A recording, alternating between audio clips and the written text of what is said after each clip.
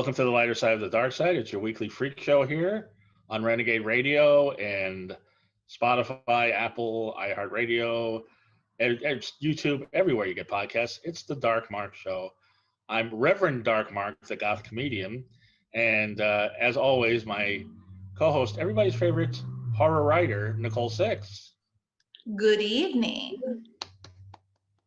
And Nicole Nicole actually booked the show because she knows all the cool people in Hollywood, or all the cool people in Hollywood just are drawn to her. And one of the coolest here is fashion designer. She works with leather and lingerie, and she's even had Wonder Woman in her pants. It's Natalie Yaru. Yeah, that's me. Hello. Is it Yaru? How am I pronouncing that right? Yaru. Either way, really, Yaru is how it's usually I say it, but yeah. Yaru is good. Yaru. Like Ja Rule, but Yaru. That's awesome. Yes, let's Yeah, go with that. 2000s for a reference to how to pronounce your name, but I was there. What nationality is that? It's Romanian. Okay, all right. And Ja Rule is not Romanian as far as I know, but Yaru is. So anyway, before we get started, let me go ahead and do the sponsors really quick. This is going to be a fun show already, I can tell. We are still sponsored by Audible, and Audible is carrying our podcast. So if you go to audibletrial.com/DMS, audibletrial.com/DMS, you can get a free book, access to hundreds of Audible originals, and then you can subscribe to our podcast or any podcast that you would like. I know they have books on all of the famous designers, and there we go. There goes my lights. But they have my light's haunted. Don't worry about it. It's just really weird. There we go. So they have books on everything from Shakespeare to smut, whatever you're in for, whatever you like. And I don't know what happened to apparently my green screen is haunted too, but that's fine. Audibletrial.com/ this is the worst sponsor read I've ever done. Audibletrial.com/DMS, free 30-day trial, free book, and access to hundreds of Audible originals. We're also sponsored by Doomy's Home Cooking. Yeah. Best vegan restaurant in Hollywood. Tell them about it, Nicole. Well, Doomy's has this ability to take things and deep fry them so they taste like meat, even if they're not meat. So if you don't eat for some reason, what? They're never meat. It's all vegan. It's all vegan. So if you ever want to not eat meat, you can go to Doomy's. You won't know what you're missing out on. Yes, the nachos were named one of the 10 best nachos in LA, the only ones without meat. Last time we were there, that's what Nicole had. I had the shrimp po' boy. They have a Big Mac on the secret menu. They have chicken cordon bleu. Wow. We're overdue for a Doomy's dinner, but go to 1253 Vine Street, where the M Bar used to be, right in that little cul-de-sac. That apparently has now been taken over by all vegan restaurants, but don't go to the other ones. Go to Doomy's Home Cooking, 1253 Vine Street. The best vegan food you ever had. And everybody knows I love energy drinks. I'm going to have to have one of these to keep up with the energy of you two. This is the best energy drink I've ever had. I've tried them all. They used to have one that was shaped like a bomb. I tried that. Steven Seagal energy drink. I tried that. They had one that was called Raw Dog. It had already goat weed. I tried that. They had one that was called Buku. It was twice the size. I tried that. This is the best. Better than Red Bull, better than Rockstar, better than Monster. It's Raze energy drink. RAZE. You can't get this at 7-Eleven or grocery stores. You get this GNCs, gyms. But don't do that. Don't pay full price. Go to the description in your podcast catcher or on YouTube. You get a coupon for 15% off, courtesy of the Dark Mark Show. And you get a case like I just did. I got a new flavor this week. I've had it before. Galaxy Burst. This is one of their top flavors. They also have Baja Lime that tastes just like Baja Blast from Taco Bell. But this tastes kind of Fruit Loops, Skittles like. Fruit Loops and Skittles. Holy moly. So delicious. And the best part, 0 calories, 0 carbs, 0 crash. So we're going to sell 100 cases of Raze and no Audible subscriptions based on that ad read. But Nicole, before we get started, do you have any trendy things that you want to comment on today? Today is Earth Day, so I strongly recommend watching the movie Seaspiracy. It is a documentary, which I've been told the numbers are slightly exaggerated, but it's explaining what's happening with fishing in our seas. Like, for instance, 46% of the plastic that's in the ocean right now is actually fishing net from people that just dump it over the side of their boats. So we're overfishing the oceans for the capacity of what they have in the oceans. And we have to be more careful with that because we are the #1 predator. So we're in the videos, they show people just like, they cast these big nets and they just go over these shoals and they have no regard for what they're dragging in with their nets. They're dragging in sharks and all sorts of other stuff with it. And like, they just kill whatever isn't fish and then they sell the fish. So they're just being really careless with our oceans, very wasteful. Not us, it's not an American problem. Although American tax dollars do go to pay to study out fishing so that the price of fish doesn't become too high. But it seems to be more of a middle of the Pacific problem, and they're just overfishing. And they said that by the year 2050, we might not have any fish left if we continue at this rate without letting them have a chance to repopulate. Oh, wow. So. Then we'll have to go to do me some cooking, and hopefully I'll have perfected a fish sandwich by then. Because I know the shrimp po' boy is delicious. So that's weird. I always thought it was like the plastic from the Coke bottles, but you're saying it's just the nets. They're not being careful. Well, there still are plastic that's trash, but 46%, that is an actual number, is fishing stuff, fishing lines, fishing stuff they cast off the side. They just didn't give a shit. They just did it. Okay, so the straws, that's all bullshit or what? The straws are nothing compared to the fishing wire. That's true. Like, I'm sure that it sucks getting them in sea turtles, but so many more animals are dying because of the fishing gear. Okay, Natalie just did a clever, almost comedy type move, moving herself over to the other side of the room. It was dark. Natalie, are you wearing your own fashion right now? Of course I am. Right? Look. Yeah, you are. Oh wow, that looks nice. Ooh. Yeah, thank you. I'm sorry I flipped because I looked like you couldn't see me. So here I am. Yes. Not as cool in the background, but whatever. The focus is on you where it should be. Now, Nicole, you told me about Natalie. You said she'll be a great guest on the show. Tell us why. Natalie is a self-made entrepreneur. Her MANAM fashion, or is it MANAM? How do I pronounce it? I don't want to pronounce it wrong. MANAM. Okay, MANAM. Her MANAM fashion line is all made by herself, handmade leather goods that are incredibly soft. And she makes it all herself. And she's been doing this for years in Hollywood. And she even had her pants on Gal Godot for the cover of Rolling Stone, the Wonder Pants. Well, let's, I don't know. I don't know if we should start there or we should start. Because when you were a child, you were obsessed with shopping. Isn't that correct? Natalie? Me? Yeah.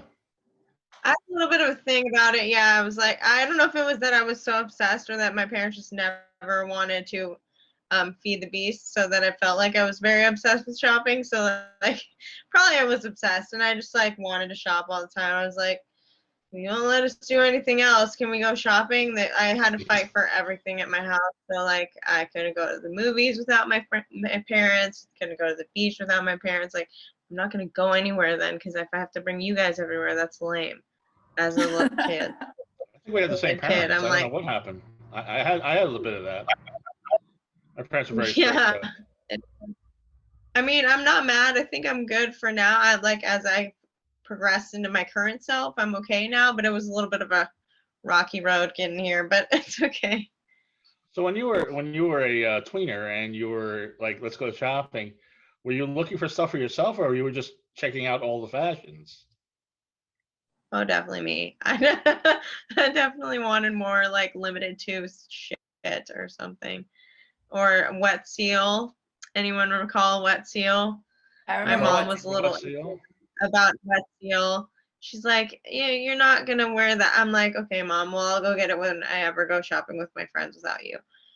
And then, yeah, usually for myself. And then my friends started doing the wet seal thing and the thong stuff, and I'm like, I can't get any of that. I tried. Now, speaking of that, now, just a little sidebar. Do you think malls are going to come back? Oh boy. Because I mean, that's part of your childhood. You remember going to the mall and all the great things in shopping, but you're Yeah. making faces, so I don't think the malls are going to come back. I was gonna say the same, and I make this disgusted face because I'm saddened by the answer that I have, but honestly, I don't think it will be the same ever. Nicole, what do you think? I think some malls in areas that are more suburban, they stayed open. But in the main city, no. I think in your suburbs, you'll probably still have people who want to go to outlet malls and stuff like that. But in your actual main city, probably not. Like Target is pretty much taken over. Right. Well, online, Target, Amazon, all that. Natalie's making another face. Don't get me started. My face always does things. I'm like, stop that. Stop it. I went to the mall at Christmas time. I went to the Glendale Galleria because I figured it's probably the last time I'll ever go to a mall. It was we didn't. That was the pandemic, and so there are a couple. And because my go-to with the females in my life is Bath, Body and Beyond, the Body Shop, that type of thing. But I couldn't even. They had lines, and I was there like way early, like right when they opened. But the lines were so long. I was like, I'm not going to sit here and wait all day for this. And then of course Glendale's kind of suburban too, though, so I think their malls will probably do okay. Yeah, well, I think in the Midwest they'll still be fine. But and then I went to the Hot Topic, which is now like the Disney store. Like they just swapped the signs, and was that's always fun. Being my age, going to a Hot Topic and flirting with that's always great. Because my hair was purple then, and she's like, "Great, nice hair," and I was like, "Wait a second, should I flirt?" I was just like, "Thanks," and I walked in. But the malls haven't been the same because I'm a little older than both of you. Since they took out the bookstores and the record stores, that's when you could really spend all day at the mall. Yeah, for sure. So Dang. anyway, good for you though, because you don't have a store in the mall, so forget it. But you, when you were a kid, like I guess your first design was cutting up underwear, right? Yeah, well, when I mentioned about the thong thing, like my friends started wearing the thongs from Express, and I was like, but Mom, you can't wear regular underwear with these white Abercrombie pants. It's ridiculous. Like, you can't. So I had the white Abercrombie pants, yada, yada. And then I was like, no, this isn't going to work. I'd buy them when I ever did go shopping with my friends, and then I'd stupidly and lazily throw them in the wash, and my mom would wash them, and she'd be like, what the hell is this? Every time. And so then I just started taking, what? How old were you? When you were wearing the butt flush, what was that? 13, 12, okay. 13-ish. We've all done that. And so then I started taking my little limited tube bikini underwears, and I cut out the butts, and then moved the elastics in, and made a little G-string. And that was an embarrassing story that I found out my parents told everybody when they got me. But it was funny because that's the first things I was making. Probably even before sewing class that I took eventually at some point. But I mean, you know what? Par for the course, I'd say. Now, what was the first time you were actually conscious of a fashion designer and their look? I looked through, my mom gave me, probably around the same time, maybe it was because of the thongs, I don't know, but she gave me a little sketchbook and a fashion. Actually, I wonder if it's up here. Damn, it's downstairs. Well, anyways, I have a fashion, kind of like coffee table / textbook kind of thing, and I was looking through that, and I remember sketching my first stuff at one time when I was about 13. But honestly, you learn about some designers in random FITM camps that I did. I feel like I learned some stuff, but I really could give two fucks about any designers except Alexander McQueen, to be honest with you. I mean, historically, historically, I feel that obviously Dior and Chanel and all the big heads of fashion just contributed immensely, Tom Ford and all those things.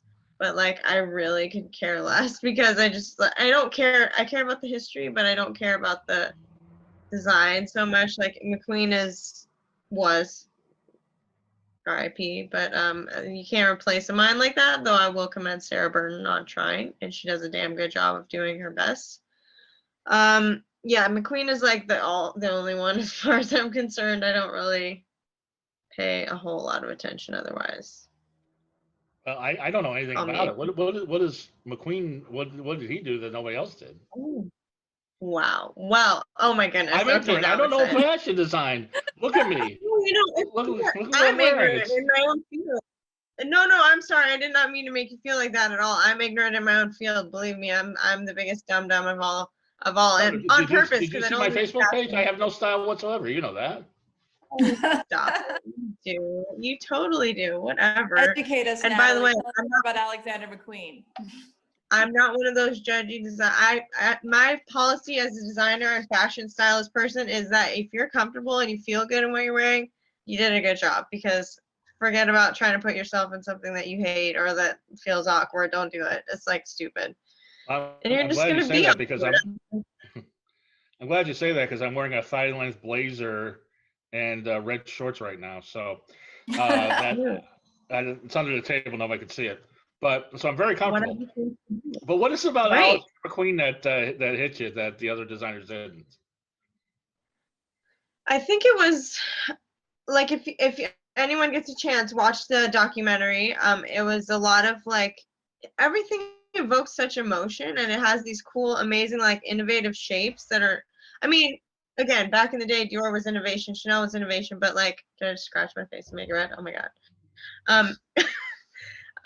That was back in the day, but I'd say as of late, like his runway shows were also like bonkers, like garbage fires and cars on fire, and just he wanted a reaction from people. He didn't care if he pissed them off. He didn't care if he freaked them out. He just wanted to he honestly made ugly topics, bad, scary shit look beautiful through fashion, like the Highland rapes collect. No, that's not what it's called. It's Highland, yeah, the Highland Rape collection.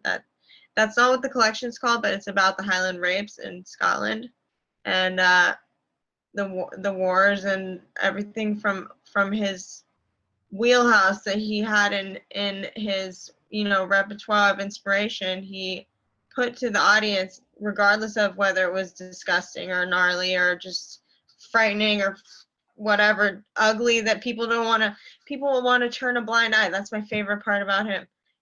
People want to just turn a blind eye, and it's the ugliest truth of all, but like people are scared, they want to ignore it. He's like, actually, here you go. You're going to look at this right now and you're going to partially love it because it's fucking beautiful, but you're going to be freaked out. You're going to be scared. You're going to be whatever the emotion was that he was trying to get at. I thought it was so amazing how he did that. Is that the emotion you're trying to get out of your designs? Well, I got to tell you, I do.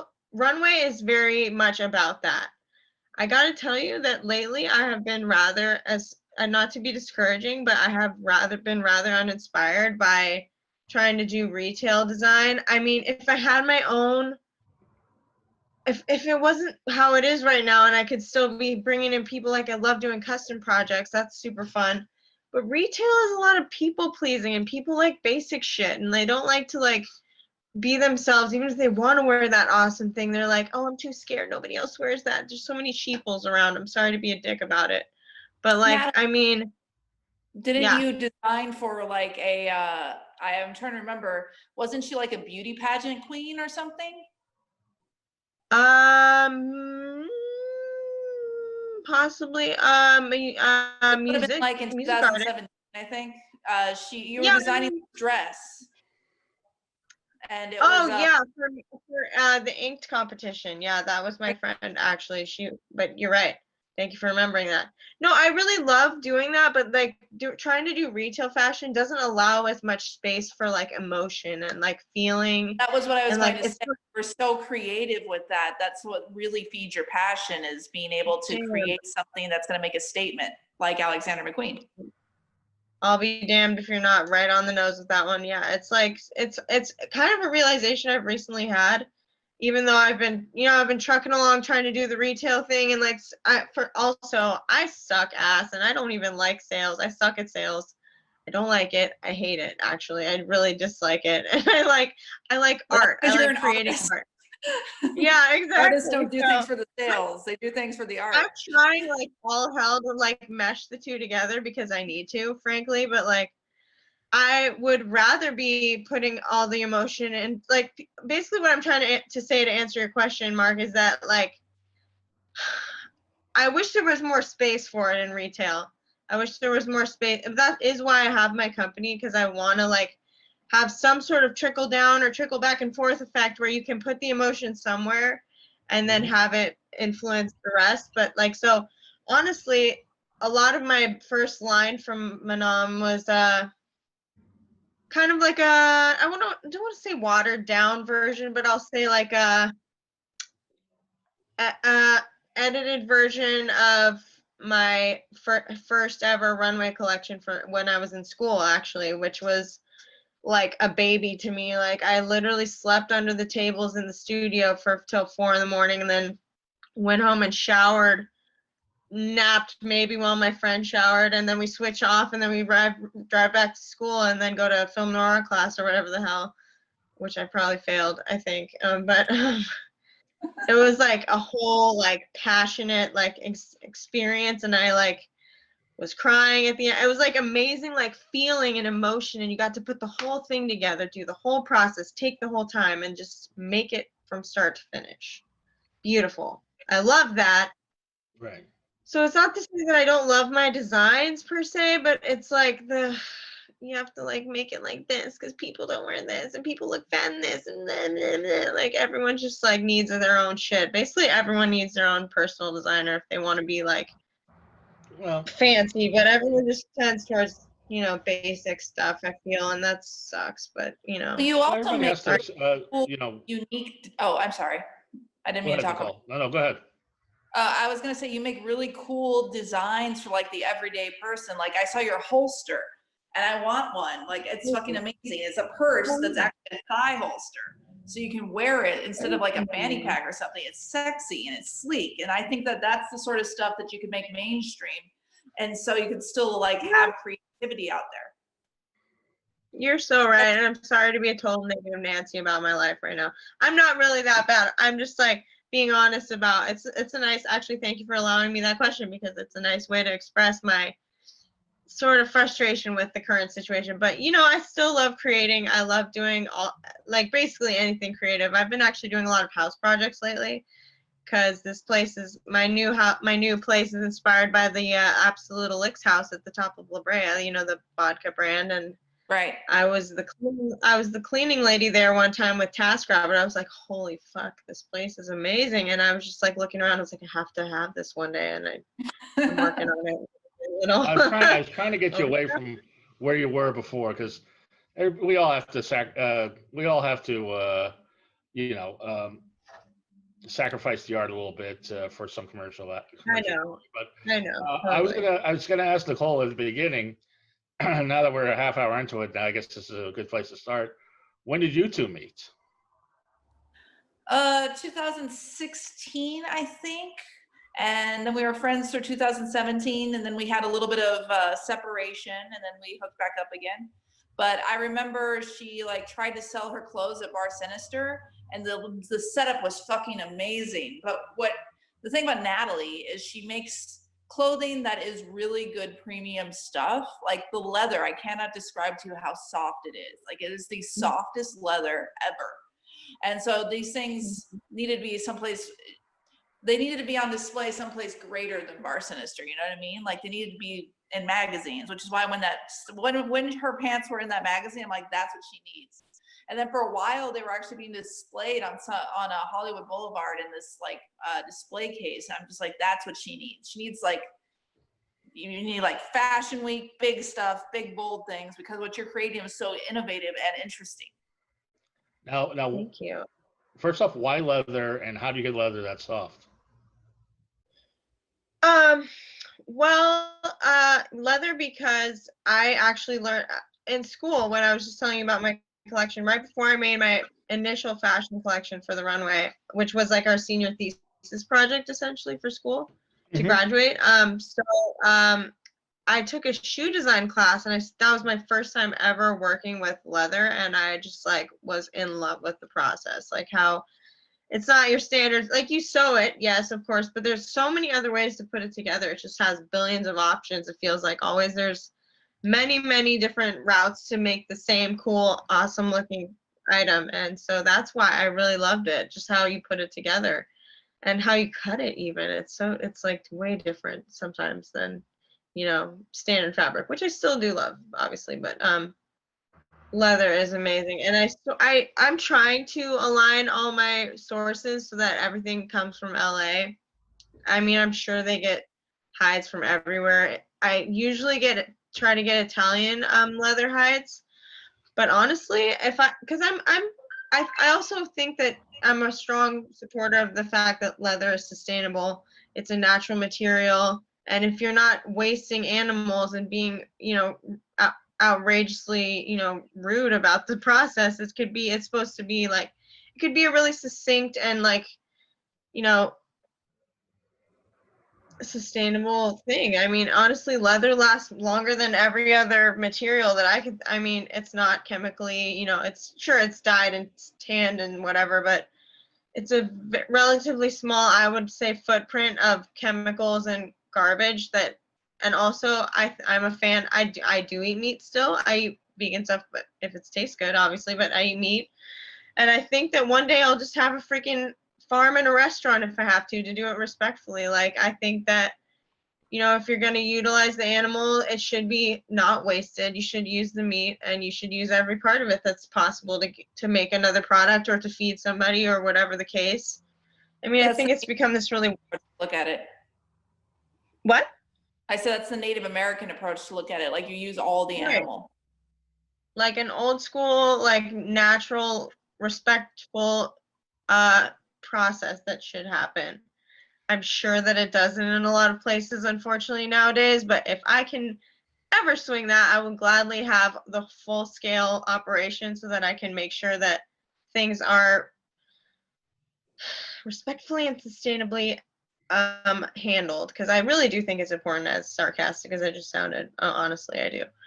So, I mean, I don't think people do things very thoughtfully much. Not everybody, but I think, okay, I'll say like the meat industry or even the clothing industry. Wow, like they've thrown a lot of that to the wayside, unfortunately. So my success is contingent. Me considering myself successful is contingent upon accomplishing these parts all together as a business. I'm not going to cut corners, Well, you do have the softest leather around, and I guess that'll be your little secret. But your pants must be pretty soft because, probably one of the highlights of your designing so far was when Gal Godot, Wonder Woman herself, chose your leather pants to wear on the cover of Rolling Stone magazine.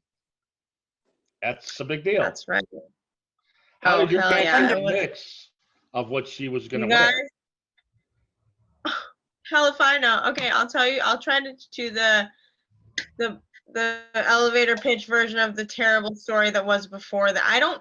It was out of nowhere, and thank goodness, because I needed a saving moment there. I was having a really shitty time with life and hard lessons to learn, and a not so great relationship that I was very, very rock bottom-ish. I had actually, I hope you don't mind. Can I get a little deep in here? Is that fine? Is that cool? Get as deep as you want, please. Okay. I'm gonna tell you. There's only tens of thousands of people listening. It's okay. No, but they really aren't. Our fans aren't judgmental. They like things to be interesting and unique. You're No, fine. Well, I just don't want them to cry if I tell a gnarly story. That's all I'm saying. I didn't think that they would. Some people get freaked out, but I'm okay with it at this point, and I would love to share actually. So I was in a really bad place, abusive relationship, and I was rock bottom status, like suicidal-ish at times. And I lived by myself. Except when this guy was around and bothering me and harassing me, I was afraid to, I had, I had gotten myself stabilized mostly, but I was still very depressed. And, but I was scared to like get that low again and be alone. I really didn't want to go down that far by myself. And so I stupidly, I mean, for whatever it's worth, it's my life and it happened the way it did. And I'm thankful, but so I didn't know the difference. I think I was going for more like a rehab or something, but I definitely checked myself into the damn psych hospital at Las Encinas in Pasadena. I like 5150'd myself is what happened. I literally drove my ass on a Friday night out to that place, and I'm like, oh, I'll pack some stuff, I'll get some work done, talk to a therapist, it'll be great. Idiot. I was like, no, I got admitted. Okay, I didn't know anything what I was about to do to myself. Then we started walking down this hospital hallway. I'm like, what the fuck did I just do? I was like, this doesn't seem like what I meant to do to myself, damn it. And then the door to the big white hallway opens. I'm like, fuck. I was just like, oh my God, really? I was like, Natalie, damn it. Like, I'm trying to help myself, and I just, and so I was, it was an interesting experience to say the least. I was starting to panic at that moment, but I'm like, keep it cool. They're going to hate you if you freak out. So I'm like listening to the rules. They took my shit. They took all my bags, of course, in 5 seconds. I'm in a hospital gown and very fashionable and such, but they're going over the rules and regulations. I'm like, you know what? I'm gonna stop you right there. I think I don't want to waste anyone else's time. I'm gonna go because this is not what I meant to do. And they passed me along. This Russian lady's like, you're not going anywhere. And I was like, oh, that's right. So I didn't go anywhere, but I grabbed my bags and I walked towards the door that I know is locked. This is a very terrifying experience. And I'm just standing there like freaking out in my mind. I'm like, oh my God, what am I going to do? This is going to fuck me up even more. And there's like a bunch of male nurses around, and I'm just like, they're threatening me with sedative shots already. I'm like, are you serious? Is that what you're supposed to handle that protocol, you idiot? And then I was like, oh, I think that you're going to have to actually give me that shot because I don't know how I'm going to calm down at this point. And so sorry, this is a lot of heavy shit at one time, but I'm okay with it if y'all are okay with it. So here we go. You're not the first. You're not the first person that has a similar story. Yeah. We might have had your roommate on the show, because we have had a former guest 5150 herself and had a very similar story. Wow. Okay. Well, that feels. And I don't know if you know the comedian Mia Mars, or she was in there with you, but she has a similar story. And I was in the hospital in 2018 twice for depression, so I don't judge. And there's no judgment. No, it's better that that happened than you kill yourself. Exactly. Hell yeah. It's like, it's better to get help than to, like, I have no problem saying this on this air. I took a bottle of pills. I was losing my apartment. I'd already lost my job and I lost my relationship, and I felt on the bottom of the rocks. And so that's why I ended up in the hospital. And, sometimes you at least went to get help. I had to actually try to kill myself to get help. So I find it so much more respectable what you did, even if it didn't work out quite the way you would. I think there's a happy ending coming around the corner. Well, there is. The happy ending is actually the magazine cover. I swear to God, this is what happened. That's what I figured. But like, I have a few more shit steps in between. So what happened was, I was like, give me the shot. Fuck it. I was like, I don't know what to do right now. And I was like, but you might want to check that with my Parkinson's medication. Yes, I have Parkinson's. We can talk about that maybe another time. I don't mind sharing either, but I have had Parkinson's since I was 17. You might want to check that. And because it doesn't mix well with a lot of things. And they were like, obviously not checking it, because they just dragged me to the cot, threw me on my face, and slammed shots in my ass cheeks. I was like, you're welcome for the view, motherfuckers. I was like wearing a thong and stuff, and there's a bunch of dude nurses. I was like, that is so rude. One of your homemade thongs, or just a regular thong? damn it, I wish I thought of that before. Your standard garbage thong. And it was red, I think. That's even worse. Oh God, whatever. Anyway, so I'm out for like 24 hours and then I wake up again. I easily just the same cycle starts up again. Except there's only 2 dudes this time, and guess what? Natalie didn't want them to take her cowgirl boots, so she headbutted one and kicked the other one, and then got an even longer lockdown for those actions that I took to save my cowgirl boots. So I was that crazy bitch in the psych ward with the cowgirl boots all weekend. Couldn't let go. You were the one crazy bitch in the psych ward? Well, but the crazy one with the cowgirl boots is what I'm saying. There you go. I didn't want to take them off. I was like, you guys took all my shit. No, this is not happening. So I'm keeping these. So then I got longer locked in, but then, so the shots again. And then the next day I woke up, I'm like, okay, welcome to Camp Snoopy. Get it together, figure it out. Let's get out of here. And so, but like at breakfast that day, I started having like I'm kidding you not, like cramping and twisting of my arms, legs, and neck. Like my neck was doing the exorcism shit. Like it was, my muscles were cramping all up. And I asked for Gatorade, and they were from the Parkinson's? Yeah, it actually, yeah, the Parkinson's mixed with the Ativan Haldol that they gave me. If anyone listening has Parkinson's, don't ever let somebody give you that shit because it will mess you up. And I finally got a hold of my neurologist, and they were like, stop giving her that now, like immediately. So I was like, thank God somebody listened. And so anyways, that was a terrible experience. Not sure if it really helped, but it sure did make me stronger because I'm not dead. So I kid you not, I was wrecked after my mom came and bailed me out of that shit, and I was like an emotional mess, disaster, traumatized, yada yada. The next morning, my mom like stayed the night with me at my apartment, and the next morning I got the email about the Rolling Stone cover. I was like, what the fuck? I was like, no way. I was just like, what? I like started crying. I was just like, this is not happening. I couldn't believe it. They're like, we're interested in your line for this shoot with Gal Godot. I was like, okay. So I started, correspondence accordingly, and I ended up through the process putting a poll in my studio together for the shoot, and the stylist assistant came to pick it up eventually. And on the day of the shoot, the stylist texted me. She's like, wow, congratulations, your pants got the cover shot. This is a big deal for a young designer, and carry on, I guess is what she said. So I was like, again, sobbing like tears of joy for the long process, but it was just such a clutch moment. I was like, so I just went through all that shit, and now this is, I'm like, oh, so good. Well, that's the thing, right? That's the universe.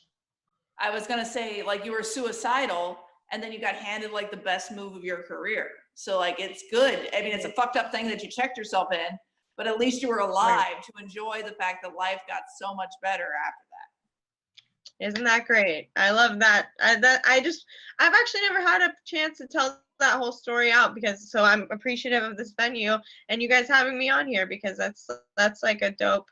I do like that story, and I appreciate that, cadence of life, whatever. That go through like mental health issues, if we can share our experiences, it gives other people hope. Because my friend asked me last night, like, this was a real conversation I had last night, and she was like, how many people do you think have bipolar? Because I know so many, and like, you're not bipolar, but I am. And I was like, I'm gonna look it up because this has to be very common.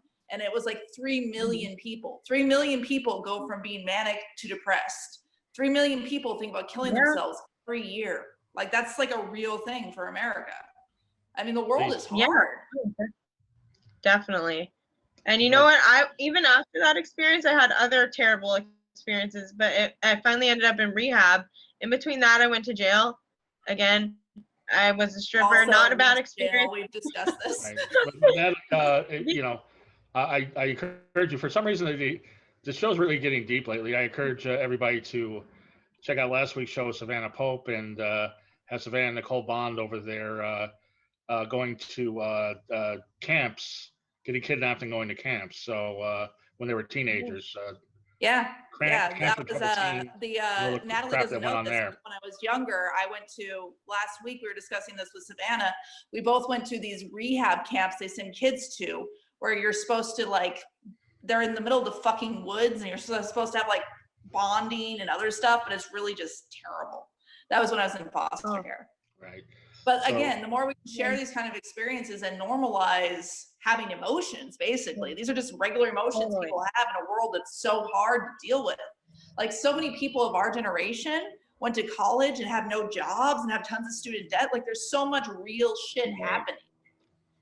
And next week we have Bill Manspeaker, the lead singer of Green Jello, who performs on stage in a puppet head. So I'm sure he has some trauma. But Natalie, what I wanted to know is how the stylist found out about you and how your fashion got in the mix. I couldn't tell you, Mark. I know it's disappointing answer as hell, but like I didn't ask. I was so like over the moon about it. I was like, oh yeah, let's do this, and I just didn't ask that question. You just found you online, or probably? I suppose online. They had seen my stuff somewhere. She said, we're interested in your leatherwork and lingerie for this shoot, and I was like, holy crap. I was like, no way. And I'm sorry to disappoint you with my lackluster answer for that question, but I have a question that's not lackluster. And so what kind of measurements does Gal Godot have? She's got to be just so thin. It's ridiculous. Measurements. Size 6 leather pants is what she wore. She's tall, and so really? my leather pants are also, they're stretched. So they stretch out and, back in, they retract. So like, I don't know how, I wasn't even actually at the shoot. I'll admit, like, I wish I could have been a little bit more powerful in the negotiations on the situation, but either way, I don't care, because it's like, at the end of the day, this is something that I have in my wheelhouse, and I'm in love with it forever. So right. Yeah, she was a 6. No, I thought she'd be size 1 or something. You're saying she's a size 6? No. Well, Gal Godot has like hips, Right. Yeah, I would say. And if I might add, that window that it was displayed in was what used to be the Hollywood Property Owners Alliance, now the Hollywood Partnership.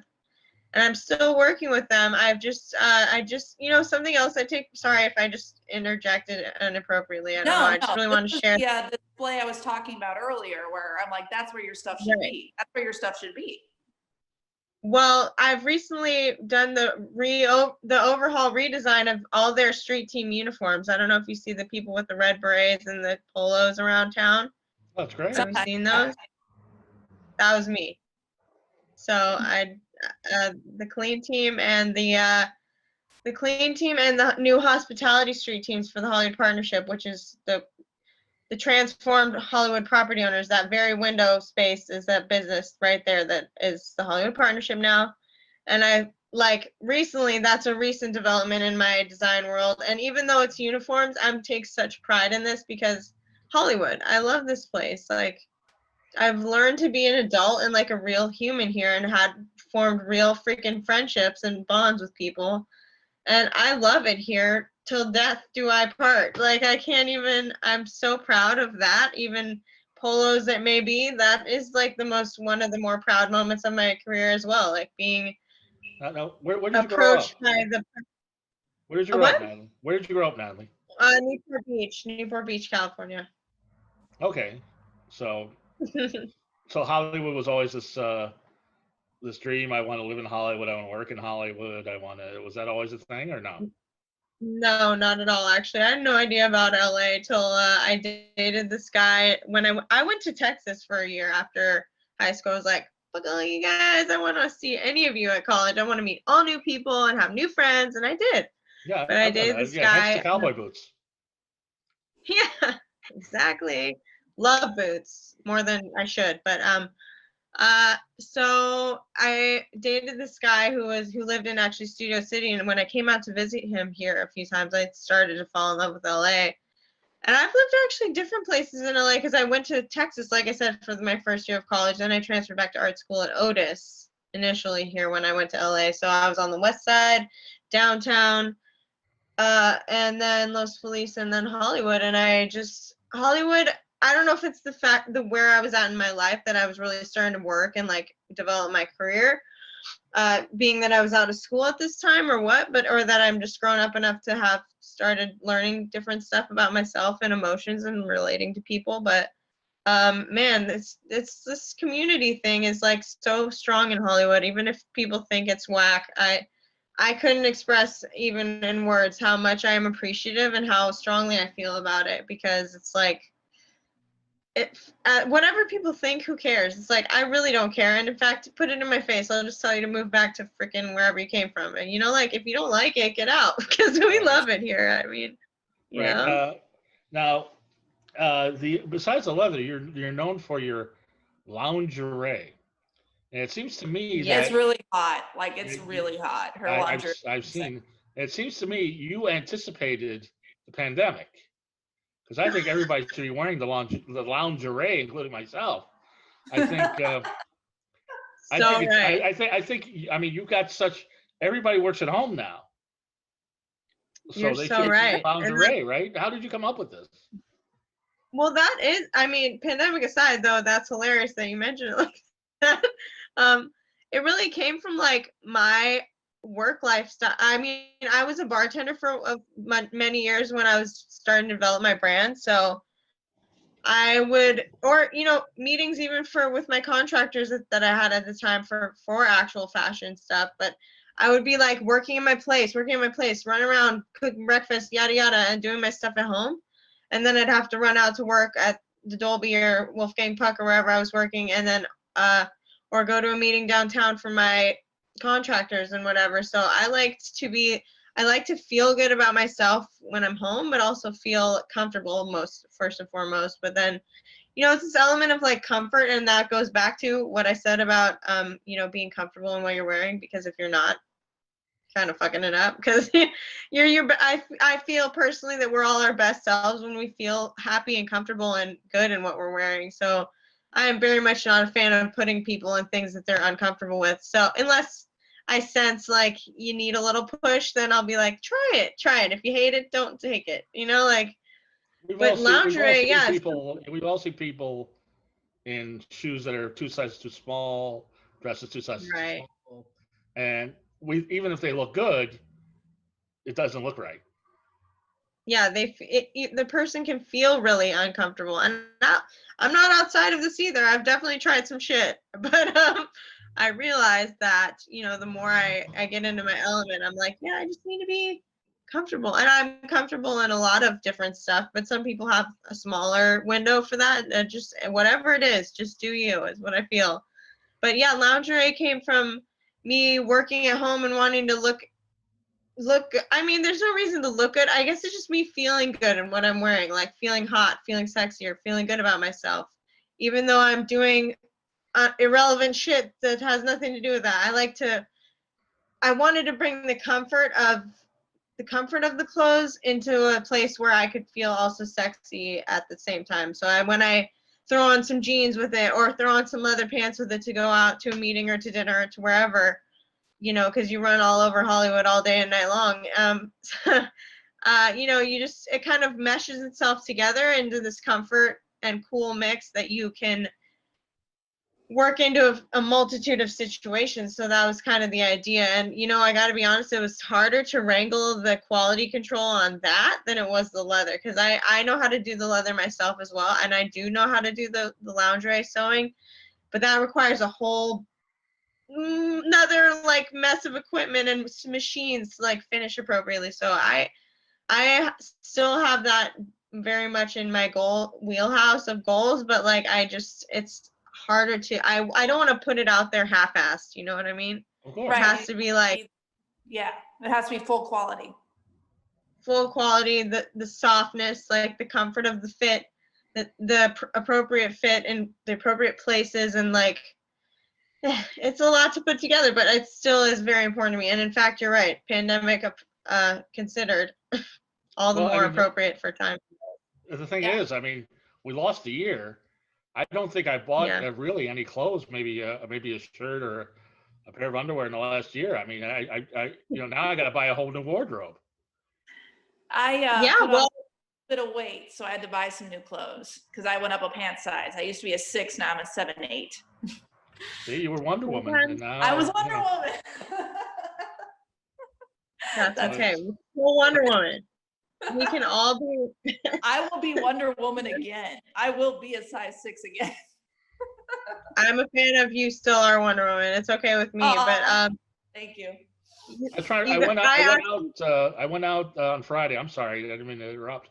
But I went out on Friday. I was trying to find some black pants, and like I had to dig in the closet, and I went out and bought black pants on Saturday because I was like, I got to have some fresh ones just in case. Pants are important. They're a staple of every wardrobe. Yeah. Yes, I agree. Dang, I'm wearing them right now. Yeah. Black jeans. I'm wearing a dress I bought for my trip to Vegas, size 7. Oh, nice dress, very comfortable. But I'm coming for you, size 6. I'm gonna get Wonder Woman size. If you get down to a size 6, I'll buy you a Wonder Woman outfit. How about that? Oh, hey. I'll wear it on the air. Yes. I also created a new brand in 2020, believe it or not, which is a crazy, like, other side of the spectrum thing, which is like, it has the same idea, being that I haven't been able to wrangle all the materials and not materials, more like the machinery to do lingerie appropriately. I'm doing this sports and athleisure brand called Love Dub, which I made up last April. It's only a year old, so. You said Love? Love Dub is what it's called. Love Dub. Love Dub. Okay. Tell us about Love Dub. So you guys will have to check that. Love Dub came from saying, saying that you love dubstep music. So it's like a whole like electronic element and like the vibes. It's kind of like a younger audience trying to reach out to the younger. I wear the stuff. That sounds very cool and very marketable, to be honest.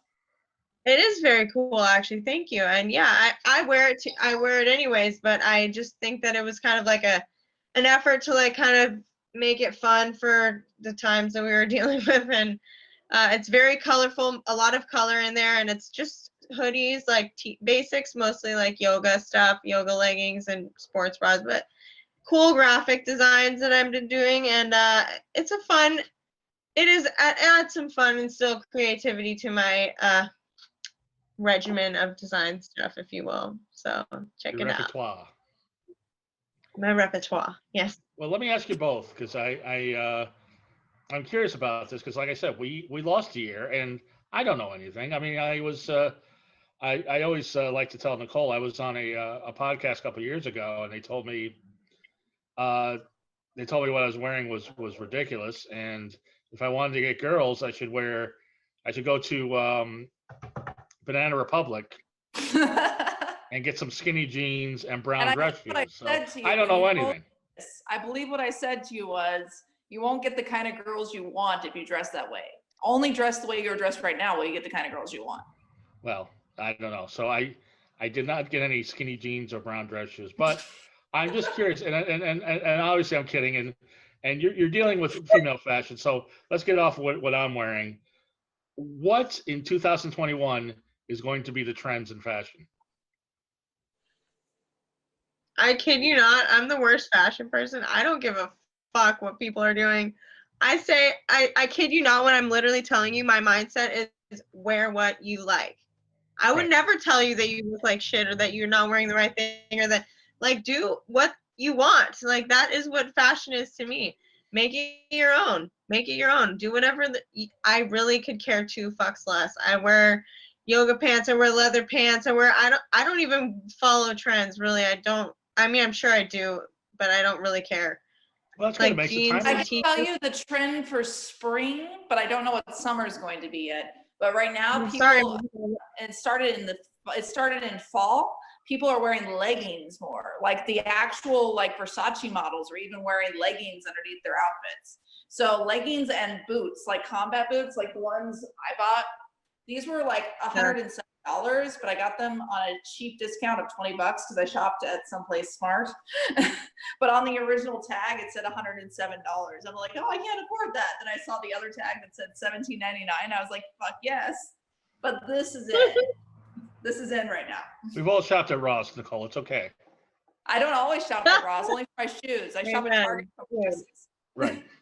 Nobody's mad about that. I'm I'm No sorry, shame. Mark. I feel like No shame in going to Ross and Marshalls. It's all right. no, Marshalls is dope, dude. On Hollywood Boulevard, I love that joint. Me and my roommate go nuts there every time. Every time. Everyone loves this jacket, and they always ask me where I got it from because it looks so cool. And I always say the same thing: Target a really long time ago. Yeah. I'm sorry, Mark. I feel like I keep giving you the worst fashion person answers. I that's really how I am, though. I really just.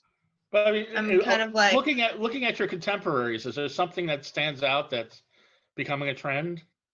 Oh yeah, or is there someone that you are thinking is interesting right now? Is there anyone's line who's impressed you? Oh my God, I'm gonna sound like such a dick right now. Right. I've been more interested in public service, I feel, lately than fashion. I'm so sorry. I'm totally botching the fashion side of this interview. I just ran for the neighborhood council board, so that's why I'm like fashion. Yeah. I honestly, I will be really honest. I dislike the reason I have a business. I love creating fashion. I'm gonna just kind of like not avoid that answering the question, but I'm gonna answer it how I can best answer without being a bitch. So I think that the mindset needs to change a lot in fashion and a lot of industries for that matter. I'm a big fan of treating people right and appropriately and paying them for that matter, especially if they're working for you and you're high. I don't have any help because I can't afford to pay somebody, okay? That's how I have to deal with it because I'm not going to exploit people for free work. It's rude. It's asshole-ish. So, and it's wrong. It's honestly wrong, and a lot of places of business, restaurants, anywhere you can think of will get as much as they can out of people, make them scared of losing their job or whatever, just so they'll stick around and take the abuse of not like you're working for them. You need to get paid. And so I dislike the fashion industry, and it's because I know of the fashion industry. I don't like it at all, really. I don't have a lot of respect for it because of the fact that below the trends, behind the trends and all that, I know there's so many businesses that A, outsource when it's not even appropriate or necessary, B, don't pay their people appropriately and overwork them immensely. And, it's not a good look. I think that it's not sustainable in any way to like run a ship like that. All your people are going to drown or die or jump off your fucking boat because they hate their lives, and that's not cool. I built this business. I'm building businesses because I want to have it's hard as fuck. I'll tell you that, to not do it the way that everyone thinks you should do it and everyone cuts corners to do it.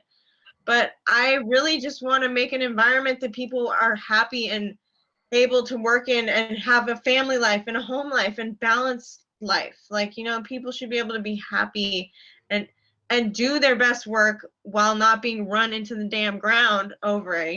It's like really not appropriate how they treat people in the workplace these days in many, many, many, many industries, not just fashion. I was going to say, welcome to the So, USA. sorry, I didn't Huh? I was going to say, welcome to the United States. I know it's really unfortunate, and like I said, I've always said I'd rather if my success cannot happen the way, to me, success isn't necessarily quantifiable by just money in and of itself. It's by the people, by the team that you put together, by the name that you've built, and by the respect that you have from the people that know your work. So I don't think that I'd rather just fucking bartend if I have to like be this same as everybody else thing. If I can't find financial stability, at least through doing it how I'm going to do it, I want to do it. I would rather just bartend, honestly, at a place that will pay me, because I think it's really disappointing how things are run. And my dream is really to have a fashion house in Los Angeles that can do the whole thing. And I can make sure that people are treated appropriately and paid appropriately and appreciated for their skill and their craft. You don't just put people who don't know what they're doing. You get people, you take the time and you learn who's good at what they're doing, and you grab those people and you treat them nice, so they want to stay and work for that company. And I think that's what inspires me the most about it, is really people. Like, fashion can shove it for all I give a shit. I mean, I really love creating it because I think it's a way to reach the masses and be influential, because a lot of people are looking at fashion, like you said, trends and all that. So if I can somehow harness the power of influence that fashion has into something that people will look into and be like, damn, that is a cool business, that they want to look into that, they want to model their business, like they want to work for this business. That's what I want. That's what I really, really want. That's my dream. So well, speaking of making a name of yourself, where did MANAM come from? Oh, Besides this well, palindromic, yeah, you know, exactly. it It's just a rolls off the palindrome. tongue. How did you come up with that? MANAM. So literally, I know this is gonna sound silly a little bit, but I had been thinking about it for a while, but I wanted to like pay homage or respect to my Romanian last name and family heritage. So I was thinking of words that it's the hand. The hand is mana in Romanian. It's kind of the same as some other languages, mano in Spanish. Sorry. Yes. MANAM. But so manam is mana and mana backwards and forwards with the greater than less than overhead because it's pointing out in either direction. Being that that is to like just kind of symbolize or describe that this brand and this business is meant to highlight the hand of the person, the actual hand of the craftsman, the hand of the artist or designer, fabric cutter, whatever have you, involved in the process. You know, like life is going in this whole direction of machines and internet and non-human interaction stuff where I'm like, damn, this is not where I wanted to go. But hey, gonna find a way to innovate that somehow. But like, really, it's about highlighting the hand of the person creating this, that they are paid and they're taken care of and they're doing a job that they love and are good at, for Christ's sake. There's a lot of really talented people out there that should be paid. Okay. So like, Well, yeah, it's the hand that's a great backwards and sentiment. forwards to highlight. Yeah. Hands circling among each other. It's great. It's terrific. Yeah. Thank you. It's Now, hard to keep, you know, in the forefront of everyone's view when everything is going in an opposite direction. But I will not relent. has anybody mistaken it for the Mexican band Maná? Because it's very close. I don't know if I've gotten that one yet. You know what I get? Oh, sorry, all the time is Manamana. Do do do do do. There you go. You know what? I'll take that. It's okay. Well, where does the Yeah, time go? It looks like you got a phone call. It might be Gal Godot. But before we go, I have to ask you a question we ask everybody. And yeah. except last week when we had a 13-year-old that was on the show, it wasn't appropriate then. But what is your fetish? And you don't have to answer, but please feel comfortable. You'll totally answer. Shibari. What's that? What's shibari? Rope getting tied up. Oh, the tying of the knots and stuff. Oh, shibari, come on. Sorry. Where the fuck is Barcy when you need it? Huh? I know. I introduced you to that stuff. I took really? my sister, and she went up to purgatory. She got tied up for the first time. She likes it. I do it every time I went there. Yeah, it's fun as shit. It's so fun. Now, does it have to be rope? Do you like electrical cord or like ties or anything else like tying yourself up with? Or you like not twist ties. That's not sexy. That feels a little bit too trapped. Well, but maybe I'm all for creativity. I don't want to get like shocked while I'm in this situation, but I do love the way the ropes feel sometimes. It's really It depends on the type of rope. But I could get creative. I would try it. Try anything once, right? Mostly. That's how I feel too. I'll try anything once. Well, from the sublime to the ridiculous, it's an amazing story, and it continues. And I look forward to all the designs you are coming up with in 2021 and the future, and any I can just imagine the runway shows you have in your future. Natalie, thank you so much for being on the show. Tell everybody how they can get a hold of you, and if they wanted to buy any of your products, where they might be able to get a hold of them. Yes. Okay. Well, I'll make it simple. Thank you so much for having me. If you want, check it out my personal page at Natalie Yaru, which has links to all my various brands and anything else I'm doing. So I would love it if people would follow along there because I'm usually like compiling it all and filtering it out to the various accounts. So at Natalie Yaru, NATALIEYARU. And thank you guys so much for having me. This has been so fun. So much really fun. It really has been. And Nicole, tell everybody how they can get a hold of you. You can find me on Nicole6Books, all one word, at Instagram. And we even added so our radio station is Renegade Radio, and now even Renegade Radio has become one of my clients in growing social media. So if you want your social media to grow organically and you want to have real fans find you, hit me up, slide in my DMs, and I'll tell you my rates. A lot of people in Also, DMs lately. Today I worked on the first start of the new story. I am going to have a book called 19 out. That'll be my next, or not 19, sorry, 13 out. That'll be my next book, and I'm almost finished writing the 13th story. So I'm very excited about that. Awesome. How did you mix up 13 with 19? I don't know why I said 19. I meant to say 13. You got 6 more stories in there or something. No. It's got to be 13. Even though someone said, in my culture, 13 is an unlucky number. Can you change the name? And I said, no. Good. What culture is that? I don't they know remember. It's an unlucky number for everybody? It's Friday the 13th and 13 this and 13 that. What was that, Natalie?